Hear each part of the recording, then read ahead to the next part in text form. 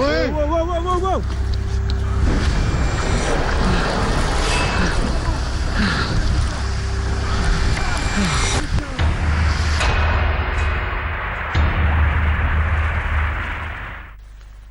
मैं हूं श्वेता सिंह।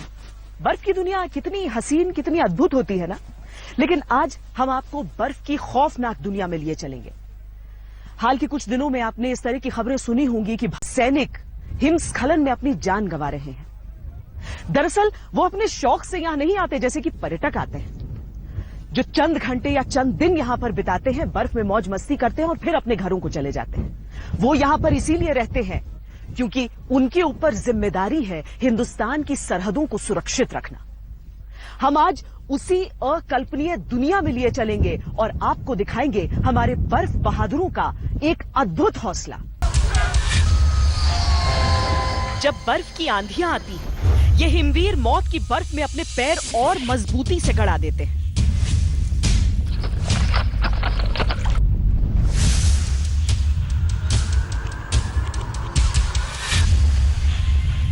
जब बर्फीले तूफान बड़ी बड़ी चट्टानों को तिनके की तरह उड़ा देते हैं, ये अद्भुत लड़ाके अपनी छाती उस तूफान से भिड़ा देते हैं।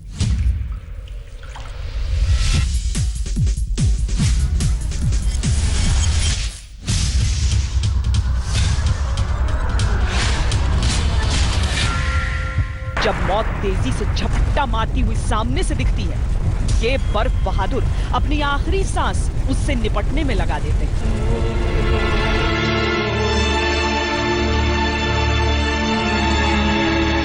इनका हौसला अद्भुत है, इनकी हिम्मत अविश्वसनीय, इनका जुनून अकल्पनीय। हिमालय की ऊंचाइयों पर जहां ऑक्सीजन की कमी की वजह से सांस जमने लगती है, नब्ज थमने लगती है, वहां हमारे बर्फ बहादुर तैनात रहते हैं अपनी आखिरी सांस तक।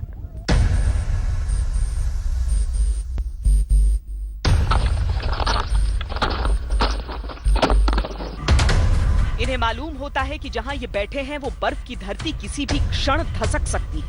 जिस बर्फ की चोटी के नीचे ये बैठे हैं वो पूरी की पूरी खिसक भी सकती है, लेकिन ये अपनी जगह से 1 इंच नहीं हिलते, भले ही बर्फ के नीचे उनकी समाधि क्यों न बन जाए। ये अद्भुत नहीं तो और क्या है कि हवाओं में मौत की आहट बार बार सुनाई देती रहती है, ये फिर भी जीते हैं देश सेवा के संकल्प के लिए। ये लड़के हैं खुद ब खुद उनका एक जज्बा होता है कि मैंने सियाचिन में नौकरी करनी है, मैंने सियाचिन में डिप्लॉयमेंट होना है। वो उसको कोई फिक्र नहीं होती कि मौसम खराब है या मौसम के कारण इतने लोग घायल हो गए हैं, या कुछ नहीं।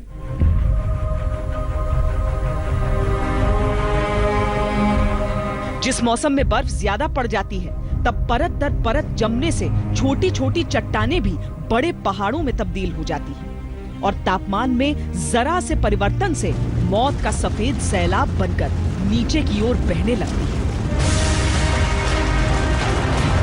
और अपने साथ सब कुछ बहा कर ले जाती है। ये मौसम इन बर्फ बहादुरों के लिए मौत का सामान बन जाता है। अद्भुत ये कि ये बात इन जवानों को भी मालूम होती है, लेकिन मजाल है कि कर्तव्य पथ से 1 इंच भी हट जाएं। यहाँ पे लगभग -50 से भी नीचे टेम्परेचर रहता है। इसके अलावा और तरह की कठिनाइयां हैं कि यहाँ पे होने वाली बीमारियां जो कि ठंड की वजह से होती हैं। आप देख सकते हैं सबने एक स्पेशल क्लोथिंग पहनी हुई है। इस स्पेशल क्लोथिंग को पहन के वहाँ काम करना, पोस्ट को मेंटेन करना, उन कठिनाइयों का सामना करते हुए अपनी ड्यूटी को पूरा करना, ये सब दुश्मनों की हरकतों की नजर रखना, वो तो एक नॉर्मल ड्यूटी है। उसके अलावा यहाँ पर दुश्मन से ज्यादा मैं बोलूंगा कि यहाँ मौसम से लड़ाई है। मौसम से लड़ना यहाँ पर मेन है। दुश्मन तो आएगा तो उसे तो देख ही लेंगे। युद्ध में या भयंकर परिस्थितियों में 2 ही बातें होंगी, या तो तुम वीर गति को प्राप्त होगे या जीवित रहोगे और राज्य करोगे। तो कैसे वहां सैनिक जमा रहता है? दृढ़ निश्चय से। उसका मन मस्तिष्क प्रेरणा से भरा है और वो कहता है देश सर्वोपरि है, राष्ट्र सर्वोपरि है। इस साल जनवरी में सोनमर्ग और गुरेज के एवलांच में 20 जवानों ने अपनी जान गंवा दी। दरअसल ये दुर्भाग्यपूर्ण सिलसिला तब से चल रहा है जब से भारत ने ऊंचाई के पोस्ट पर कड़ाके की ठंड में भी तैनाती का फैसला लिया। 2010 में गुलमर्ग में एक ही बर्फ दुर्घटना में 15 जवान जान गंवा बैठे। 2012 में गुरेज और सोनमर्ग में 16 जवानों की जान चली गई। पिछले साल 2 अलग घटनाओं में 13 जवानों की मृत्यु हो गई। इसमें सियाचिन का आंकड़ा जोड़ दें तो 32 सालों में वहां 879 सैनिक मौसम के कारण शहीद हुए।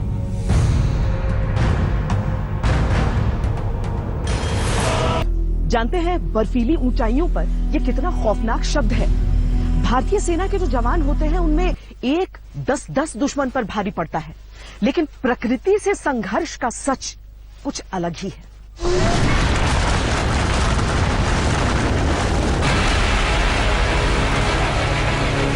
ऊंचे पहाड़ों पर मौत का दूसरा नाम है ये सफेद तबाही। इसकी आगोश में जो फंसा उसे यमराज भी नहीं बख्श पाते। मौत के इस बवंडर को हिमस्खलन यानी एवलांच कहते हैं। आइए आपको समझाते हैं कि मौत का ये ठंडा बवंडर कैसे सफेद कफन बनकर जिंदगियों को लीलता है।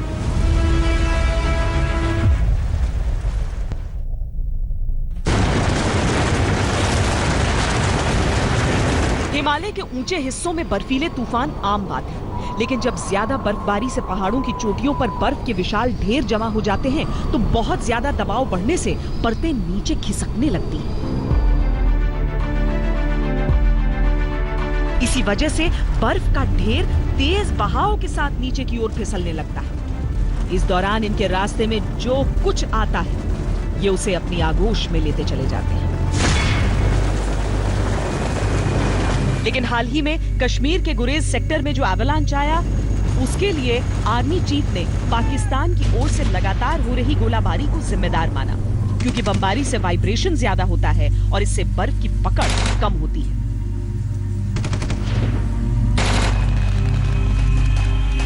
ग्लोबल वार्मिंग हो रही है, ग्लेशियरों में दरार आ रही है, उस कारण से कुछ एवलांच आए हैं नए इलाकों में। मच्छल सेक्टर में भी एवलांच आए हैं।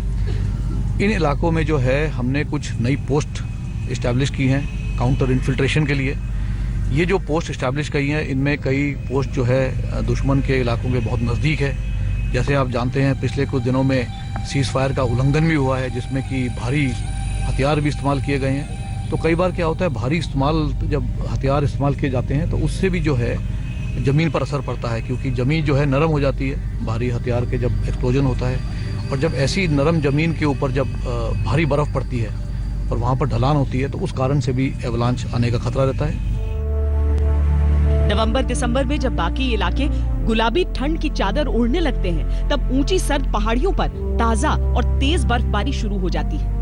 यहाँ इस मौसम में कोई आबादी नहीं रहती, रह भी नहीं सकती, क्योंकि न तो खाने को कुछ उगता है न पीने को पानी नसीब होता है, और तो छोड़िए सांस लेने को हवा भी इस ऊंचाई पर उपलब्ध नहीं। जो एक्सट्रीम टेम्परेचर्स हैं उस that is the first problem. Second is acclimatisation, क्योंकि जितने भी ट्रुप्स हैं वो 16,000 से लेकर के 20 से 22,000 तक डिप्लॉयड हैं। अगर इस हाइट पे डिप्लॉयड हैं तो ट्रुप्स को एक्लिमेटाइज करना बहुत ज़रूरी है। उसको चिल ब्लेन से बचना है, उसको फ्रॉस्ट बाइट से बचना है, उसको हाई ऑल्टीट्यूड पल्मोनरी ओडेमा से बचना है। प्रॉब्लम है, नहा धो नहीं सकते उधर, और मेन प्रॉब्लम ऑक्सीजन की है, जिससे बहुत कमजोरी आती है, थकावट आती है, खाना भी कम खाते हैं, भूख बहुत कम लगती है वहाँ पर, और बर्फ़ की प्रॉब्लम और अवलांच भी आ जाते हैं। क्रैवास भी है वहाँ पर, जिनसे बहुत सावधानी से निकलना पड़ता है, और जहाँ हमारा लिविंग है वहाँ भी क्रैवास अधिकतर आ जाते हैं। तो सुबह जग के मतलब हरकत करने से पहले ध्यान रखना पड़ता है कि कहाँ क्रैवास फट गया है, इस वजह से। और मेन प्रॉब्लम ऑक्सीजन की वहाँ। पहले के दिनों में भारतीय सेना भीषण ठंड के मौसम में ऊंचाई के पोस्ट खाली कर दिया करती थी। भारत और पाकिस्तान के बीच यह अनकहा समझौता था कि ठंड में जब इंसानों के रहने को अनुकूल परिस्थितियां नहीं होती तब सैनिक चंद किलोमीटर पीछे के पोस्ट पर रहे। लेकिन 1999 में करगिल में पाकिस्तान ने खाली किए हुए पोस्ट पर कब्जा जमाने का षड्यंत्र किया। तब से देश की सरहदों की हिफाजत के लिए भारतीय सेना के वीर 12 महीने ड्यूटी पर तैनात रहते हैं। जब हम कारगिल से नीचे उतर के आए और सर्दियों के बाद में वापस गए तो पाया कि पाकिस्तान वहाँ पूरे बैठे हुए थे। इनिशियली अनुमान था कि लगभग एक प्लेटून की नफरी होगी, एक प्लेटून का नफरी मतलब 30-40, लेकिन बाद में देखा गया कि वो तकरीबन 200 किलोमीटर के इलाके में फैले हुए थे। हमारी जो लाइन ऑफ कम्युनिकेशन है, जो आगे लेक हो जाती है और सियाचिन की तरफ जाती है, उसको वो पूरे डोमिनेट कर रहे थे। कोई मूवमेंट नहीं होने दे रहे थे। और क्या हुआ वास्तव में? कारगिल युद्ध। और ये युद्ध नहीं होता अगर ये हम पोजीशन नहीं छोड़ते। पहले कारगिल पर ऊंची ऊंची चौकियों पर लोग जाड़े में वापस आ जाते थे। फिर पाकिस्तान ने चाल चली और वहाँ वो हमसे पहले जा कर के बैठ गया और फिर उन जगहों को खाली कराने में, अपने ही चौकियों को वापस लेने में हमको 533 अफसर और जवान गंवाने पड़े। वो वीर गति को प्राप्त हुए। बर्फ से ढकी ये पहाड़ियां पर्यावरण के लिए बहुत अच्छी खबर है, लेकिन हमारे सैनिकों के लिए एक बुरी खबर। दरअसल जब आप एक 5 सितारा रिजॉर्ट में रहते हैं, जहां बाथरूम में गर्मा गर्म पानी हो, आपके हाथों में गर्म प्याली चाय की हो, तब बर्फ जो है वो खूबसूरत लगता है। लेकिन जब चार दीवारी ना हो, सर पर छत ना हो, उन परिस्थितियों में हमारे सैनिक ही, हमारे योद्धा ही रह सकते हैं।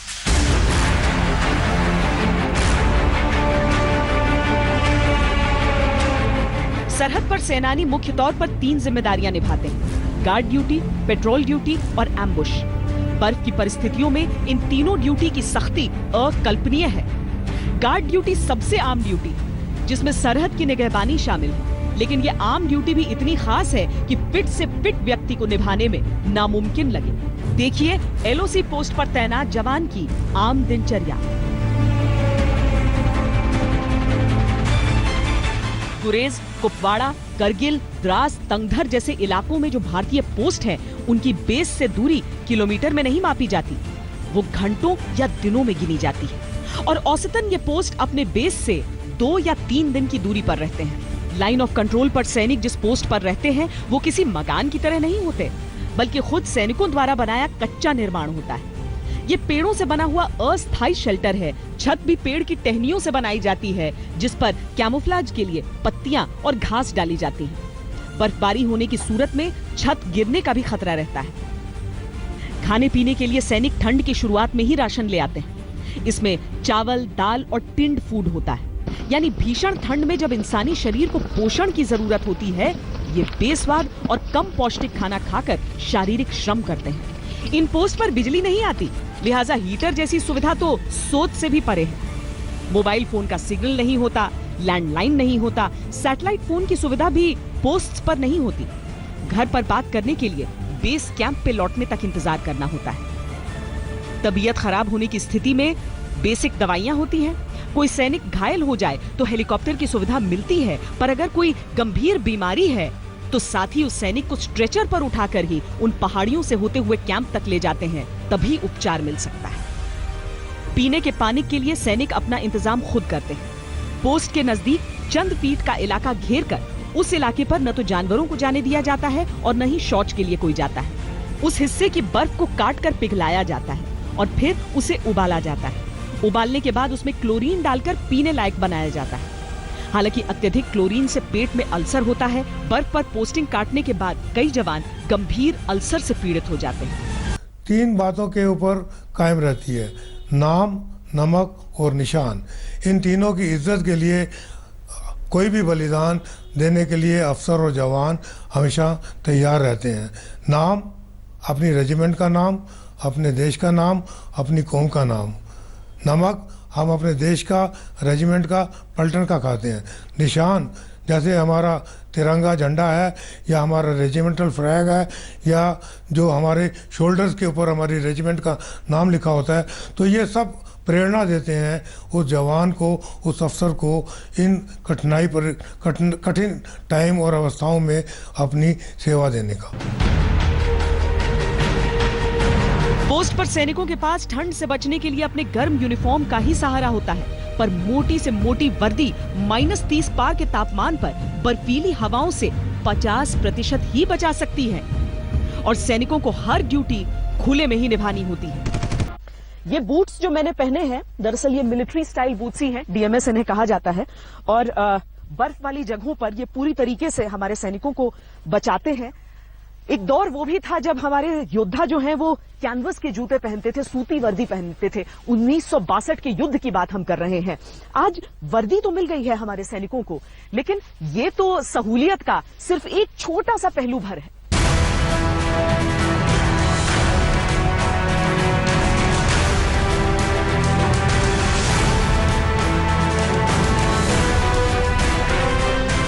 बर्फीली बुलंदियों पर न्यूनतम तापमान -45 डिग्री तक पहुंच जाता है। हवाएं 40 किलोमीटर प्रति घंटे के रफ्तार से चलती हैं। इस साल तो बर्फीले तूफानों ने रिकॉर्ड ही तोड़ दिया है। ऐसे में कभी सोचा है कि लोहे की बंदूक का ट्रिगर भी लोहे का होता है? यानी जितना ठंडा मौसम उतना ही ठंडा ट्रिगर। सैनिकों को ऐसे ग्लव्स दिए जाते हैं जिनमें ट्रिगर पर लगने वाली उंगली बगैर प्रोटेक्शन रहती है और हमेशा ट्रिगर पर, यानी एक ठंडी सतह पर एक एंगल पे मुड़ी हुई।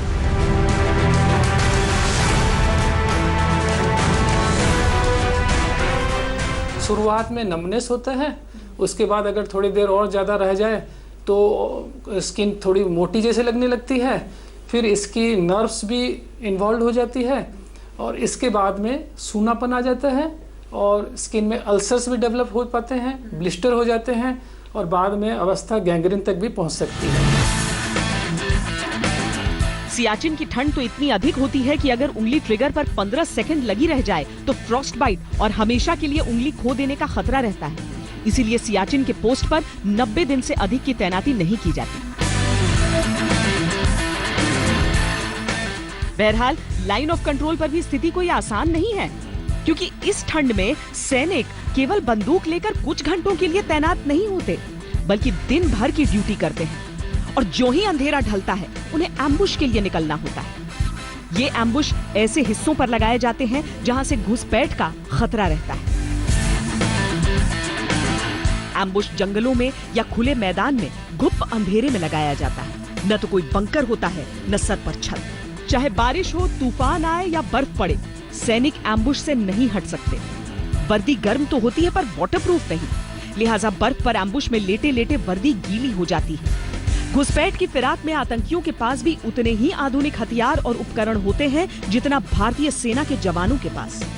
लिहाजा उजाला होने तक सैनिक अपनी जगह से हिलते भी नहीं, यहाँ तक कि शौच के लिए भी नहीं जा सकते। लाइन ऑफ कंट्रोल पर इतना सन्नाटा होता है कि सांस की आवाज भी सुनाई देती है। रात के एम्बुश में अपनी सांसों पर भी सैनिकों को नियंत्रण रखना होता है। हमने काफ़ी अपने स्नो पेट्रोल्स को बढ़ा दिया है। हमारे स्नो पेट्रोल्स और एम्बुशेस आजकल ऐसे मौसम में भी दिन रात लाइन ऑफ कंट्रोल पे रहते हैं और लाइन ऑफ कंट्रोल में इन लाइन ऑफ कंट्रोल की रक्षा करते हैं। हाँ जी, हमारा रोज़ का काम है। हम डेली दिन और रात को कोई भी समय हो हम अम्बुश लगाते हैं। जिन रास्तों पर हमें ज़रूरत पड़ती है हम उन रास्तों पर अम्बुश लगाते हैं। हाँ जी, जहाँ भी घुसपैठ को रोकने लिए तहाँ जो इन्फिल्ट्रेशन ना हो और जब वो इन्फिल्ट्रेशन करता पकड़ा जाए तो उसको डिस्ट्रॉय करने के लिए ये सब कार्रवाई की जा रही है। अब जरा सोचिए कि ये एक रात की बात नहीं है। हर रोज 24 घंटे सतर्क, रोज रोज वही काम, फिर भी सतर्कता में चूक की गुंजाइश नहीं। उन्हें आतंकियों से छिपना है और आतंकियों को ढूंढना और नष्ट भी करना है। इन परिस्थितियों में लगातार एक सैनिक को तैनात रहना होता है। सियाचिन आदि में तो 3 से 6 महीने तक रह सकते हैं। कभी कभी 3 महीने के बाद वापसी हो जाती है, कभी कभी 6 महीने के बाद वापसी हो जाती है। लेकिन जो शांति काल है या अर्ध शांति अर्ध युद्ध ऐसी व्यवस्था में है, वहाँ पर अधिक समय के लिए भी रहते हैं। चलिए हम ठंड में तैनाती की कुछ और अकल्पनीय कठिनाइयां आपको बताते हैं। आमतौर पर तापमान जब -10 डिग्री सेल्सियस से नीचे जाने लगता है तो नसें जमना शुरू हो जाती हैं, जिससे उनमें बह रहे खून का बहाव कम होने लगता है। ऐसा होने पर ब्लड प्रेशर बढ़ने की वजह से हार्ट अटैक होने का खतरा बढ़ जाता है। जब भी 0 डिग्री से टेम्परेचर कम होता है तो स्किन की जो ब्लड वेसल्स है वो कंस्ट्रिक्ट हो जाती है और ये इसलिए होता है कि वाइटल ऑर्गन्स को, जो अपने बॉडी के ज़्यादा ज़रूरी ऑर्गन हैं, उनको खून मिल सकता है। यहाँ से स्किन से खून निकल के उनमें चला जाता है, ब्रेन में, हार्ट में, लीवर में, किडनी में। लेकिन अगर ये प्रक्रिया थोड़ी लंबी चल जाती है तो स्किन में बहुत देर तक खून कम होने की वजह से स्किन खराब होने की आशंका होती है। इसके अलावा 14,000 फीट से अधिक ऊंचे क्षेत्र में ऑक्सीजन कम होती है। इसकी वजह से सांस लेना मुश्किल होता है। पहाड़ी क्षेत्र होने के कारण चढ़ने उतरने में शरीर की ऊर्जा भी काफी खर्च होती है। कहते हैं 17,000 फीट से अधिक की ऊंचाई इंसानों के लिए बनी ही नहीं। इस ऊंचाई पर लगातार रहने से भूख मर जाती है, नींद की बीमारी हो जाती है और फिर याददाश्त कमजोर हो जाती है। सीधे शब्दों में कहें तो शरीर खराब होने लगता है। और कश्मीर के अधिकतर पोस्ट तो इतनी ही ऊंचाई पर होते हैं।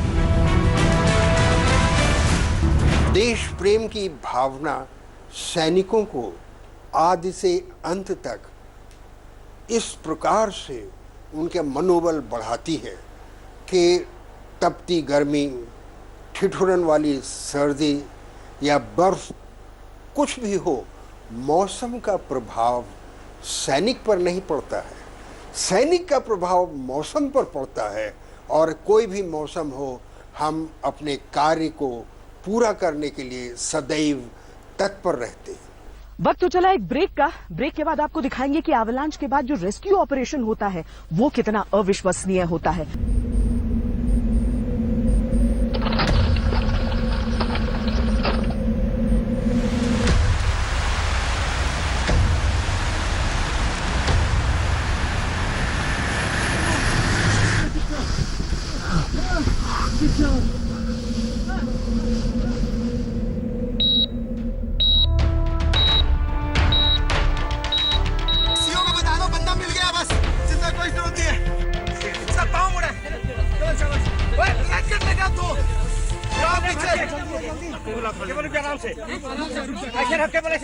इन इलाकों में एक स्थानीय कहावत है। कहावत यह है कि ये इलाके इतने दुर्गम हैं कि यहाँ पर मिलने के लिए या तो केवल सबसे प्यारे दोस्त आते हैं या तो सिर्फ सबसे कट्टर दुश्मन। हमारे सैनिक इन्हीं परिस्थितियों में रहते हैं और इन्हीं बर्फीले इलाकों का हम आपको अविश्वसनीय सच दिखा रहे हैं।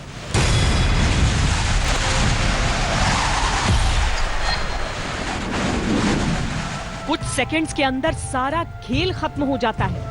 न जाने कितने बर्फ बहादुरों की समाधि बनाकर तूफान गुजर जाता है। पीछे रह जाता है चीखता सन्नाटा, सन्नाटा मौत का। सोचिए कैसा लगता होगा हमारे स्नो सोल्जर्स को जब मौत आंखों के सामने धीरे धीरे पहाड़ों से उतरती होगी। दिल कितनी जोर से धड़कता होगा जब बर्फ की चादर शरीर को लपेटना शुरू करती होगी। न जाने वो मंजर कैसा होता होगा जब जीते जागते हिम प्रहरी बर्फ की ठंडी चट्टान बन जाते हैं। लेकिन इन सब से अलग जरा सोचिए कैसा होता होगा वो हौसला, वो जुनून, वो हिम्मत जो मौत सामने देखकर भी हाड़ मांस के इन इंसानों को टूटने नहीं, बिखरने नहीं देती। वो खड़े रहते हैं सीना ताने तब तक जब तक सांस में सांस रहती है। जब सैनिक किसी एवलांच की चपेट में आते हैं तो दो तरह के दबाव से जूझते हैं। पहली वो तेजी जिससे बर्फ पहाड़ से नीचे आती है और दूसरा बर्फ को जमीन में अंदर की तरफ दबाता वजन। एक ड्राई स्नो एवलांच की रफ्तार 20 मीटर प्रति सेकंड होती है। इसका दबाव 200 किलोग्राम प्रति क्यूबिक मीटर होता है, यानी हर 1 मीटर क्यूब जगह पर लगातार जमती हुई बर्फ का वजन 200 किलोग्राम होता है।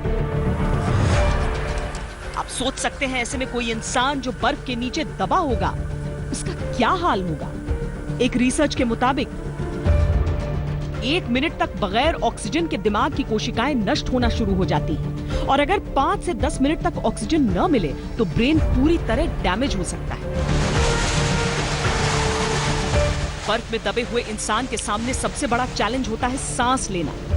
ऐसे में अगर उसने अपने मुंह के पास एयर पॉकेट बनाया हुआ है, यानी मुंह और नाक के पास जमी बर्फ को उंगलियों से हटाकर वहां इतनी जगह बनाई हुई है कि उसके मुंह से निकली कार्बन डाइऑक्साइड वहां इकट्ठी न हो, तो वो 30 मिनट तक सांस ले सकता है। अगर नहीं तो उससे पहले उसकी मौत हो जाए। यहाँ हिमालय की पहाड़ियों पर ताजा बर्फबारी हुई है और ये देखिए ताजा गिरी हुई बर्फ है। ये बर्फ जब ताजा ताजा गिरती है तो अगर आप देखें तो छोटे छोटे टुकड़े आपको दिखेंगे। इसे डेंसिटी हम कहें, इसका घनत्व, ताजागिरी बर्फ का घनत्व होता है 3 से लेकर 10%, और जैसे जैसे बर्फ पुरानी हो जाती है, अगर हम नीचे के इलाकों में इसके नीचे के बर्फ को देखें तो वो करीब 20 से 30% उसका घनत्व रहता है। लेकिन ताजागिरी जो बर्फ है उस पर ज्यों-ज्यों हम चलते हैं वैसे वैसे वो सख्त हो जाती है, कंक्रीट स्लैब की तरह। अब अगर कोई बर्फ के नीचे फंसा हो तो उसकी स्थिति समझिए।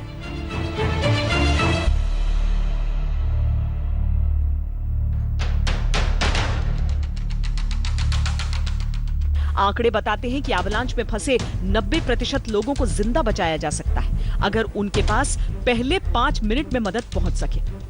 45 मिनट के बाद सिर्फ 20-30% लोग ही जिंदा बचाए जा सकते हैं, जबकि 2 घंटे तक मदद न पहुंच पाए तो उम्मीद भी खत्म हो जाती है। लेकिन उससे भी जरूरी बात यह कि मौत से 10 मिनट पहले ही बर्फ में दबा इंसान ब्रेन डेड होने लगता है, यानी उसके सोचने, समझने और शरीर के काम करने की क्षमता खत्म होने लगती है। ऐसे में यह जानना जरूरी है कि बर्फ में दबे सैनिकों की रेस्क्यू के लिए क्या विकल्प है। मौसम खराब होने और ताजा बर्फ पर लैंडिंग की असुविधा के कारण हेलीकॉप्टर की सहायता नहीं ली जा सकती। बचाव दल पैदल इलाके के लिए निकलता है। अमूमन सैनिकों की टुकड़ियां संपर्क के लिए रेडियो सेट अपने पास रखती हैं। बर्फ में ढक जाने पर रेडियो सेट इस्तेमाल नहीं हो पाता क्योंकि बर्फ के आर पार सिग्नल नहीं आते। दुर्भाग्यवश भारतीय सेना की हर टुकड़ी के पास जीपीएस ट्रैकर उपलब्ध नहीं होता, यानी जब रेस्क्यू टीम ढूंढने निकलती है तो वो केवल तुक्के पर काम कर रही होती है। कुछ आधुनिक लेजर और ऐसे हमारे पास यंत्र है जिससे पता चलता है कि बर्फ के नीचे कौन सांस ले रहा है। ये पता चलता है कि बर्फ के नीचे क्या मानव है, मनुष्य है। और फिर कभी कभी हम श्वान की भी सहायता लेते हैं, क्योंकि जैसा आप जानते हैं सूंघने की शक्ति, घ्राण शक्ति श्वान की अधिक है, और वो बर्फ के नीचे दबे लोगों के बारे में भी पता कर लेता है। तो ऐसे खोजी कुत्ते जिनको इस बात का प्रशिक्षण भी दिया गया है और जो पहाड़ पे ही जन्मे हैं और पले हैं, वे नीचे बर्फ के नीचे दबे सैनिकों के बारे में पता करते हैं। जब बर्फ गिरती है तो 7 से लेकर 10 फीट की बर्फ पूरे इलाके को समतल बनाकर ढक देती है। इस वजह से सामने कोई ऐसा लैंडमार्क नहीं दिखता जिसे देखकर पता चले कि पोस्ट कहां था और जवान कहां हो सकते हैं। लाइन ऑफ कंट्रोल की तार भी 6 से 8 फीट की ऊंचाई की होती है, जो बर्फ में पूरी तरह ढक जाती है, यानी रेस्क्यू टीम के पाकिस्तान में भटक जाने का भी खतरा रहता है। ये जितनी भी टीम्स जाती है, ये इनको मालूम है कि किस इलाके में हम काम कर रहे हैं, और अगर मौसम बहुत ही खराब है, बहुत ही खराब है, मतलब आपकी विजिबिलिटी जो है बिल्कुल ही ना के बराबर है, हो सकता है कि आदमी शायद वो क्रॉस कर दे। वहां पे कोई ऐसे ये तो है नहीं बना हुआ, तो हो सकता तकरीबन गौर किया जाता है कि कोई भी जो है अपना नॉर्मल एलसी को क्रॉस नहीं करता। ऊपर से ताजागिरी बर्फ इतनी ढीली होती है कि रेस्क्यू टीम के ही फंस जाने का खतरा रहता है। 1, 2, 3, 4, 5, 6। जब रेस्क्यू टीम चलती है तो एक कतार में चलती है। सबसे आगे वाला सैनिक 6 कदम चलता है और उसके बाद रुक जाता है। आपने देखा कि यहां करीब 2 फीट बर्फ में ही हमें कितना लड़खड़ाना पड़ रहा है। लेकिन अब सोचिए, जब 7-8 फीट बर्फ के बीच हमारे ये योद्धा आगे बढ़ते हैं, पहला सैनिक रुकता है, उसके बाद बाकी की टीम उसके पीछे वो 6 कदम लेती है, अगला सैनिक आगे बढ़कर फिर 6 कदम लेता है और फिर यही क्रम दोहराया जाता है। जरा सोचिए, बचाव और राहत के काम में कितना समय लगता है। आइए आपको बताते हैं कि बर्फ के नीचे दबे अपने साथियों को ढूंढने निकले दल के पीठ पर कितना वजन होता है। क्योंकि यह इलाका लाइन ऑफ कंट्रोल का है, पाकिस्तानी सेना और आतंकवादियों दोनों से खतरा है। आमतौर पर कॉम्बैट में इस्तेमाल होने वाला औसत वजन देखिए। जवान जो बुलेट प्रूफ जैकेट पहनते हैं उसका वजन 12 से 15 किलो के बीच होता है। राइफल की मैगजीन 1 किलो की होती है। सिर पर कपड़े और मेटल का बना पटका होता है जिसका वजन लगभग 3.5 किलो होता है। अब हथियारों का वजन भी देख लेते हैं। हमेशा सावधान की मुद्रा में 4 किलो की AK-47 राइफल या 6 किलो की LMG रहती है। ठंड से बचने के लिए 4 किलो का जैकेट भी सैनिकों के शरीर पर रहता है। हाई एल्टीट्यूड में क्योंकि ऑक्सीजन की कमी होती है, थोड़ा सा चलने से ही सांस फूल जाता है, तो वजन होने से थकावट बहुत ज़्यादा होती है। क्या होता है कि हम 20-25 किलो के आसपास एक सैनिक तकरीबन अपने रुकसैक में उठा करके जाता है। अगर आप उसको बहुत ज़्यादा देंगे और हाई ऑल्टीट्यूड में उसको चलाएंगे तो ऑब्वियसली जो फटीग फैक्टर है वो बहुत जल्दी हो जाता है। सामान्य हथियारों और पहनावे के अतिरिक्त ये बचाव के उपकरण भी लेकर चलते हैं। इसमें शामिल है चढ़ाई के लिए रस्सी, खुदाई के लिए कुदाल, गड्ढे पार करने के लिए सीढ़ी, बर्फ से रेस्क्यू के बाद प्राथमिक उपचार की दवाइयां और ऑक्सीजन सिलेंडर, साथियों को वापस लेकर आने के लिए स्ट्रेचर। भारतीय सेना जिन स्ट्रेचर का उपयोग करती है वो भारी भरकम होते हैं, यानी करीब 4 से 5 किलो। इसके साथ ही लंबे बचाव कार्य के लिए खाने का सामान भी लेकर चलना होता है। यानी रेस्क्यू टीम अगर कम से कम वजन लेकर भी चले तो एक सदस्य को औसतन 35 किलो का भार उठाकर चलना होता है। बर्फीली चोटियों के बीच में बर्फीली हवाएं भी बहुत तेज चलती हैं, लेकिन जब आप बहुत वजन लेकर पहाड़ चढ़ रहे होते हैं तो शरीर को बहुत मेहनत करनी पड़ती है। उस मेहनत की वजह से शरीर में पसीना आता है और जब ये सैनिक कहीं पर रुकते हैं तो ये पसीना बर्फ बनकर उनके शरीर और उनके कपड़े से चिपक जाता है। ठंड के अलावा जम्मू कश्मीर के जंगलों में स्नो लेपर्ड, भालू और दूसरे खतरनाक जंगली जानवर भी कम नहीं हैं। इनसे खुद को सुरक्षित रखना भी एक सैनिक के लिए उतना ही जरूरी होता है जितना दुश्मन की चुनौतियों से निपटना। व्यक्तिगत अनुभव से बताऊं कि पशु जो है तभी आक्रमण करता है हमारे ऊपर जब उसको अपनी जान का खतरा है, और जब वो सोचता है कि मैं आक्रमणकारी नहीं हूं तो वो मेरे ऊपर आक्रमण नहीं करता है। और वो आंखों से पता चल जाता है कि कौन आक्रमण करेगा, तो हम अपने रास्ते चले जाते हैं, वो अपने रास्ते चले जाता है। हमारे पास शस्त्र हैं, शस्त्र संचालन का प्रशिक्षण है, और जब अपने जान पर बन आए तो अवश्य ही हम जो वन्य पशु हैं उनका वध करेंगे। बहरहाल एक बार रेस्क्यू टीम को उस जगह की जानकारी हो जाती है जहां जवान दबे हो सकते हैं तो जवान ठहर जाते हैं, क्योंकि उनके भार के नीचे बर्फ और खिसक सकती है। फिर बहुत सावधानी से छोटी खुरपी और हथेलियों से हल्के हल्के बर्फ को हटाया जाता है ताकि अपने ही साथी को चोट न लग जाए। ये इतनी लंबी प्रक्रिया होती है कि बहुमूल्य वक्त बीतता चला जाता है, लेकिन प्रकृति से इस संघर्ष में कोई शॉर्टकट नहीं।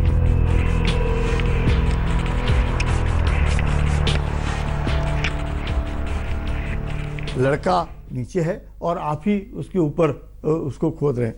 ये ध्यान देना पड़ता है कि फर्स्टली जो रेस्क्यू डॉग्स भी हैं हमारे पास, स्निफर डॉग्स हैं जो बताते हैं कि शायद इस इलाके में आदमी नीचे फंसा है। तो आपने ध्यान देना है कि जो ऊपर वाली टीम है कि काम जो है वो धीरे धीरे करके उसको बर्फ़ को हटाया जाए। जब वो धीरे धीरे करके बर्फ़ हटाएंगे तभी वो जाएंगे। अगर वो बेतरतीबी से काम को अगर करता है तो फिर नीचे वाले जो है वो धंसने का है, क्योंकि वो उसके ऊपर ही काम कर रहे हैं। तो ये जो रेस्क्यू टीम्स आती हैं उनको मालूम है कि हमने कैसे किस तरीके से काम कर रहे हैं। वो लेटता है और धीरे धीरे करके वो भी बर्फ़ हटाने की कोशिश करता है। बर्फ से रेस्क्यू करना इतना जटिल है कि बाकायदा इसकी ट्रेनिंग भारतीय सेना के जवानों को दी जाती है। किस्मत से अगर जिंदा रहते साथियों को बचा लिया जाता है तो उन्हें गर्म कंबल में फौरन लपेटकर स्ट्रेचर पर रख वापस लाया जाता है।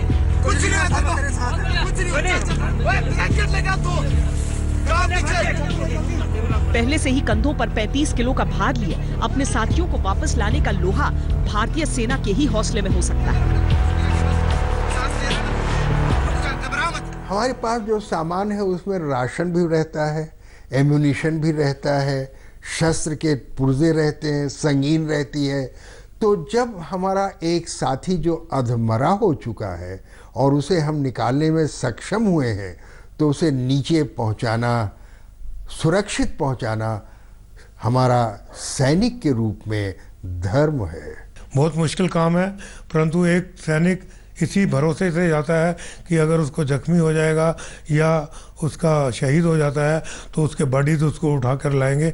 ये हमारी फौज की सिखलाई है कि बैटल फील्ड में भी, माइन फील्ड में भी अगर जवान जख्मी हो जाता है या अफसर जख्मी हो जाता है या उसकी मृत्यु हो जाती है तो हम लोग उसको रेस्क्यू करके फील्ड स्ट्रेचर से उसको उठा के लाते हैं।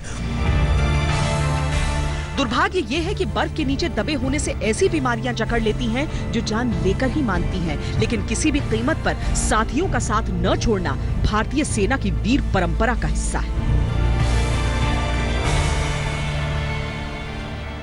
बहादुरी तो ठीक है, लेकिन क्या हमारे स्नो सोल्जर्स को इसी तरीके से इस बर्फ का मोहताज रहना पड़ेगा? अगर नहीं तो क्या है विकल्प हमारे पास? दिखाएंगे इस ब्रेक के बाद। आप देखते रहिए अद्भुत। चंद आतंकियों को घुसपैठ से रोकना ज्यादा जरूरी है या हमारे जवानों की जिंदगी? दरअसल ये सवाल सिर्फ आपको और हमको नहीं कचोट रहा, ये सवाल भारतीय सेना को सालों से परेशान कर रहा है।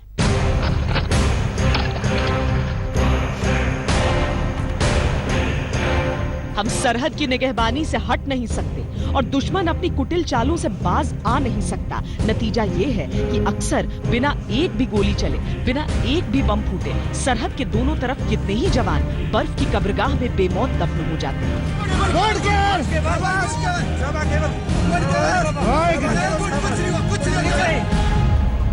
पाकिस्तान की फितरत की वजह से सियाचिन ग्लेशियर पर तो तैनाती रहती ही थी। कश्मीर की बर्फीली चोटियों पर भीषण बर्फबारी के मौसम से पहले सैनिक नीचे आ जाते थे। 1999 में करगिल के बाद ये स्थिति भी बदलनी पड़ी। पर क्या आज सेना के पास कोई विकल्प नहीं कि हिमस्खलन जैसे प्राकृतिक प्रहार से अपने सैनिकों की मौत को रोक सके?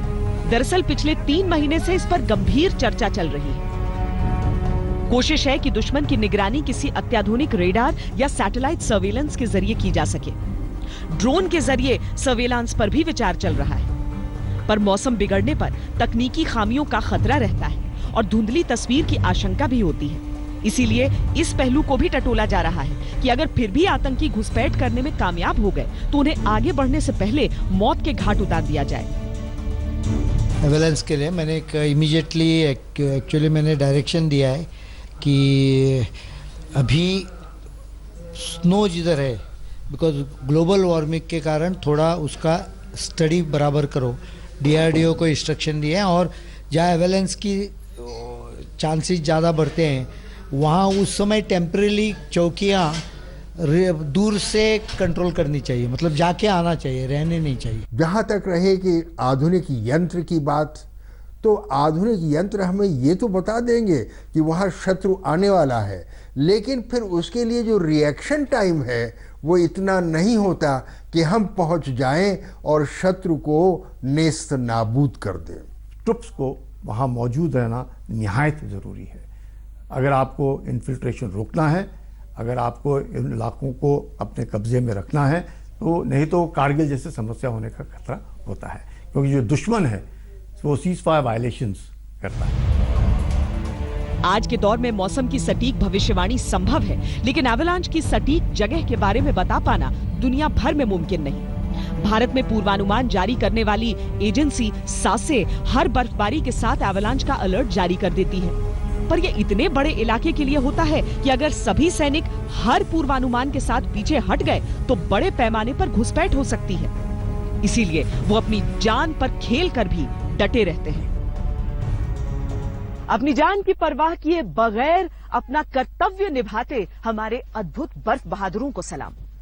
अद्भुत, अविश्वसनीय, अकल्पनीय में आज के लिए इतना ही। देश और दुनिया की बाकी खबरों के लिए आप देखते रहिए आज तक।